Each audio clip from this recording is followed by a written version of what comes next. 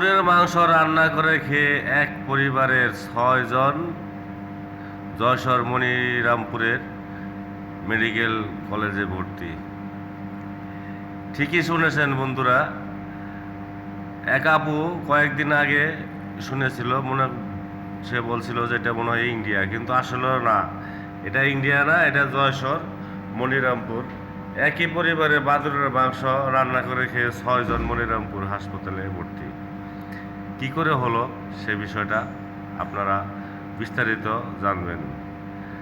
আসলে মানুষের এতই অভাব পড়ে গেছে যে গরু, মুরগি, খাসি এগুলো না খেতে পেরে তারা বাদুড়ের মাংস রান্না করে খেয়েছে। আসলে এটা কি ঠিক করেছে? বাদুড়ের মাংসগুলো রান্না করে খেয়ে বাদুড়ের মাংস খাওয়া কি বুঝলাম না, তারা কি মনে করে খাইছে।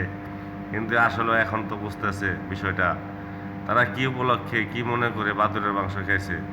না কোনো অসুখ বিসুখ হয়েছিল যে না সেরে যাবে বাদুড়ের মাংস খেলে, তার জন্য এই ধরনের মাংসগুলা পাক করে খাইছে।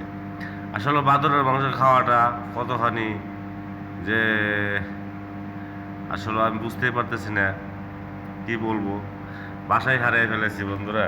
বাদুড়ের মাংস খাওয়াটা